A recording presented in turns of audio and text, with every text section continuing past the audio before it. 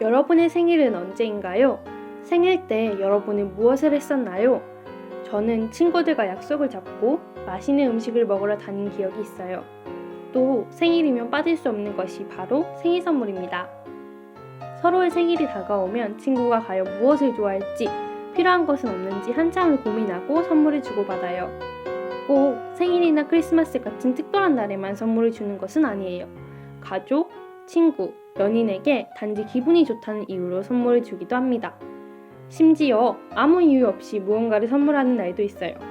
선물은 어떤 의미를 가지길래 무언가를 주는 행위를 하는 것일까요?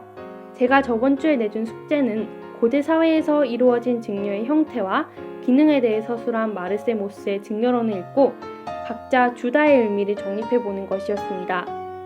일상뿐만 아니라 예전에 배운 프랑스 문학 레미제라블 속에서도 예시를 찾아오라고 했었는데 다들 해왔나요?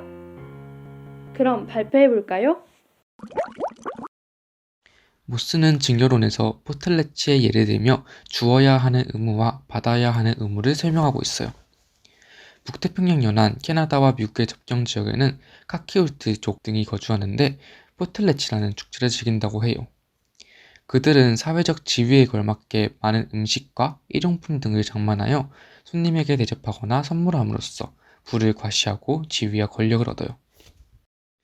추장은 지위를 유지하기 위해 소비하고 선물을 주어 재산을 증명해야 합니다. 쿼키우트족과 하이다족의 귀족은 체면관념을 가지고 있으며 심지어 신화 속 포틀레치를 하지 않는 추장은 썩은 얼굴을 가졌다고 말하기도 해요. 동시에 선물을 받는 사람들에게도 의무가 주어집니다. 그들에게는 포틀레치를 거부할 선택권이 없어요. 포틀레치를 거부하는 것은 담례를 하지 못할 것을 걱정하는 것처럼 보이는데 이는 권위의 상실로 이어질 수 있기 때문이죠. 선물을 받는 사람들에게 선물은 짊어져야 하는 귀찮은 것이 됩니다. 증여론을 읽은 후 모스가 정의한 선물을 이해할 수는 있었으나 현대사회 전체에 적용하기는 어려움이 있다는 생각이 들었어요. 그의 정의에 따르면 선물은 개인의 선한 마음이 아닌 계산에서 나온 행위이지만 우리는 수많은 발레를 찾을 수 있기 때문입니다. 한평생을 남을 도우며 살아온 수녀 마더 테레사는 이처럼 말했는데요. Intense love does not measure, it just gives. 강렬한 사랑은 이것저것 따지고 판단하는 것이 아니라 단지 주는 것이란 뜻이에요. 마더 테레사는 실제로 자신의 안위나 체면을 따지기보다는 남을 돕기를 선택했어요. 수녀원에서 생활하며 부속 학교 학생들에게 지리학을 가르치던 안락한 삶을 보내던 그녀는 빈민가의 사람들을 돕기에 나섰습니다. 그녀로 인해 미혼모와 고아들이 살아갈 따뜻한 집이 지어졌고 절망 속에서 살아가던 나병 환자들이 다시 일어날 수 있는 기회가 생겼습니다. 누군가 많은 기부금을 주더라도 노벨 평화상과 상금을 받더라도 자신의 위해 사용하지 않고 한 사람이라도 더 돕기 위해 돈을 사용했습니다. 이처럼 순전히 선의로 자신이 아닌 타인을 위해 행동하는 사례를 찾을 수 있어요. 마더 테레사뿐만 아니라 다양한 지역에서 활동하고 있는 얼굴 없는 천사, 전 세계 위험한 곳에서 환자를 돌보는 국경 없는 의사회 등 많은 이들이 타인을 돕고 있습니다. 레미제라블에서도 비슷한 모습을 찾아볼 수 있습니다. 검소하게 생활하던 미리의 주교는 자신의 귀중품을 훔쳐간 장발장에게 남은 귀중품 또한 가져가라고 말합니다.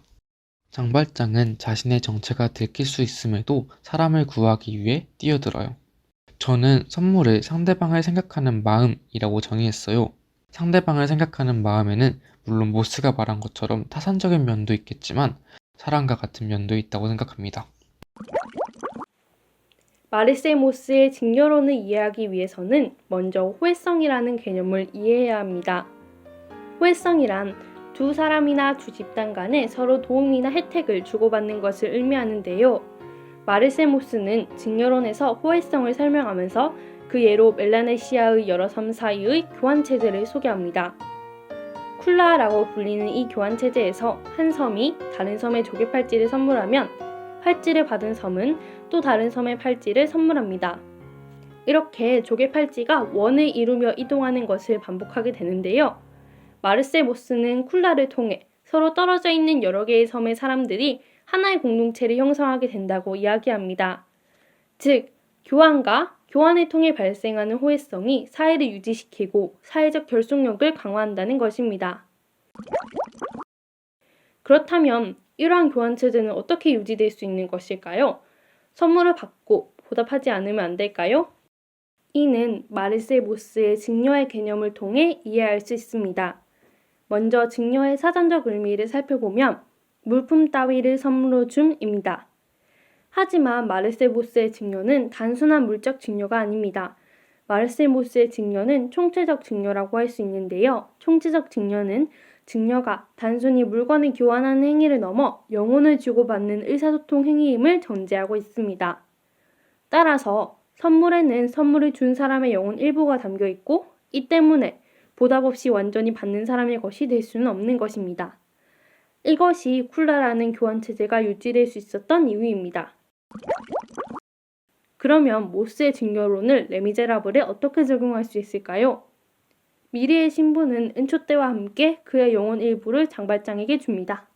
그리고 새로운 삶을 살 것을 주문합니다. 장발장은 새 사람이 되어 신부의 증여에 보답합니다.